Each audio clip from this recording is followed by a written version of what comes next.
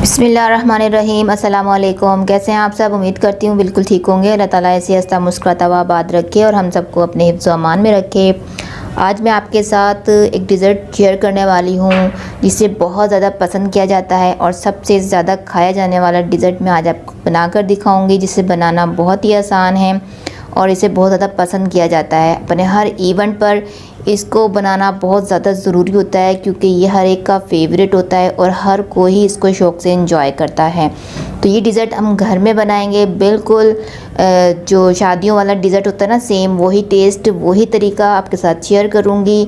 Video को बिना skip किए एंड तक देखिएगा। तो यहाँ पर ये देखिए दूध है हाफ़ के जी में। यहाँ पर हम ये डिज़र्ट बनाएंगे हाफ़ के जी में, ये बहुत सारा बन जाएगा। तो हाफ़ के जी दूध को मैंने गर्म करने के लिए रख दिया था। दूध हमारा गर्म हो गया है, पक चुका है और इसमें मैंने हाफ़ कप चीनी ऐड कर दी थी, तो वो थोड़ी सी रिकॉर्डिंग में मिसिंग हो गई है।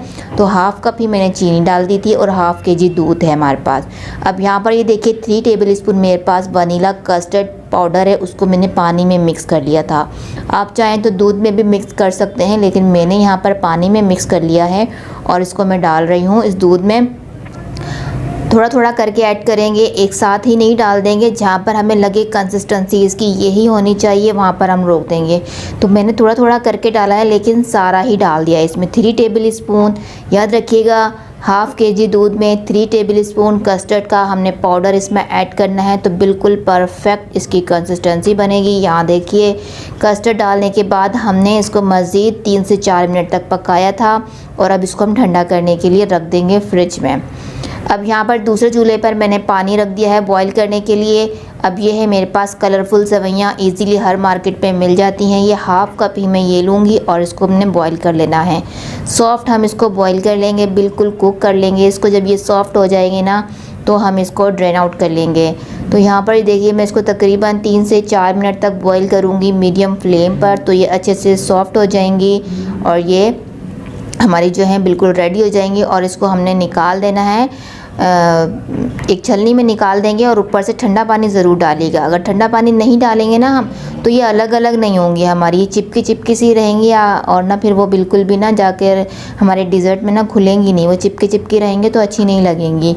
अब यहाँ पर ये देखिए ये अच्छे से बॉईल हो चुकी हैं, बहुत सॉफ्ट हो गई हैं। अब इसको हम निकाल देते हैं अपने छलनी में और ऊपर से मैं ठंडा पानी ज़रूर डालकर आपको दिखाऊंगी कि ये कितनी अलग अलग सी बनी हैं।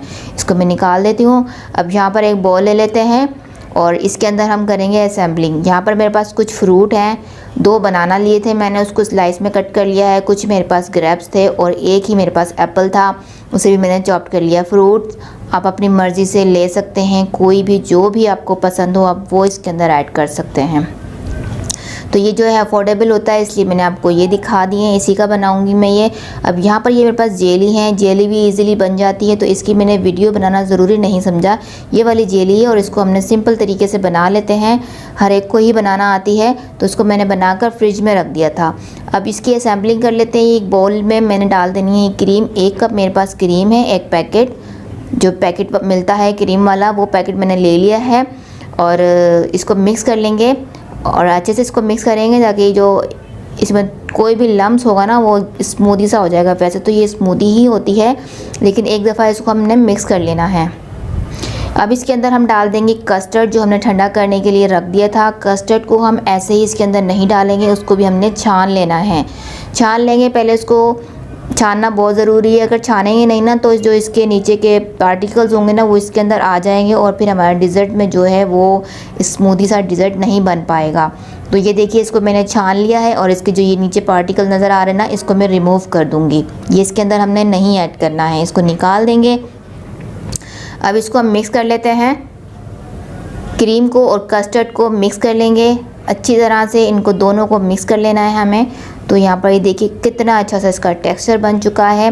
अब इसके अंदर हम डाल देंगे जो सेवइयाँ हमने बॉईल करी थी, उनको मैंने निकाल दिया था और उसको मैंने ऊपर से ठंडा पानी गुजार दिया था। तो यहाँ पर ये देखिए अलग अलग नज़र आ रही है ना। अगर आपने गर्म पानी से ही निकाल दिया और ठंडा पानी नहीं गुजारा ना, तो ये चिपक जाएंगी और फिर ये हमारे कस्टर्ड में जाकर भी नहीं अलग अलग होंगी। तो यहाँ पर ये देखिए इसको मैं भी एक साथ नहीं डालूँगी, थोड़ा थोड़ा करके ऐड करूँगी। जहाँ मुझे लगेगा कि हाँ मुझे अब इसमें और ज़रूरत है तो मैं और ऐड कर दूँगी। तो यहाँ मैंने आधी एक दफ़ा डाली और आधी मैंने बाद में डाल दी है। तो आप भी ऐसे ही कीजिएगा, सारी चीज़ें एक साथ मत डालिएगा, थोड़ा थोड़ा डालकर इसमें देखिएगा, ज़रूरत हो तो फिर बाकी सारा डाल दीजिएगा।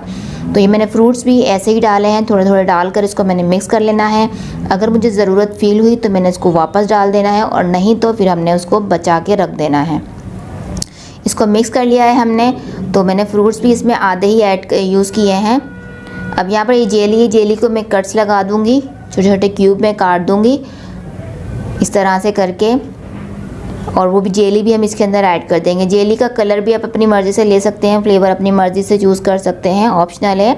अब यहाँ पर मैंने बनाना जेली ली थी और स्ट्रॉबेरी ली थी, तो इन दोनों को मैंने कट कर दिया है। अब वो इसमें मैंने आधी आधी ही मैंने इसमें ऐड करी है, सारी नहीं डाली है, आधी आधी इसमें मैंने ऐड करी है।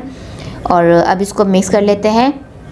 तो ये जो मज़ेदार सा हमारा डिज़र्ट जो है बन के तैयार हो गया है। आप इसकी जगह कुछ भी ऐड कर सकते हैं, आप कॉकटेल भी ऐड कर सकते हैं, आप पाइनएप्पल भी इसमें ऐड कर सकते हैं, आप जो छोटे वाले गुलाब जामुन होते हैं वो भी इसमें ऐड कर सकते हैं। बट ये मैंने अफोर्डेबल बनाया है ताकि हर कोई इसको इजीली बना सके। ये इजीली हमारे घर में ये चीज़ें मौजूद होती हैं, इजीली मिल भी जाती हैं और हर एक ही इसको अफोर्ड कर सकता है। तो ये वाला डिज़र्ट भी बहुत ही मज़ेदार सा बनता है, इसको लबे शीरी ही बोलते हैं, लबे शीरी का नाम दिया गया है। आप इसको इस तरीके से बनाइएगा ना तो यकीन करें बहुत ही मज़ेदार सा ये डिज़र्ट बनेगा। अब आप इसको ठंडा करें फ्रिज में और चिल करके खाएँ तो ये सबको बहुत ही पसंद आएगा।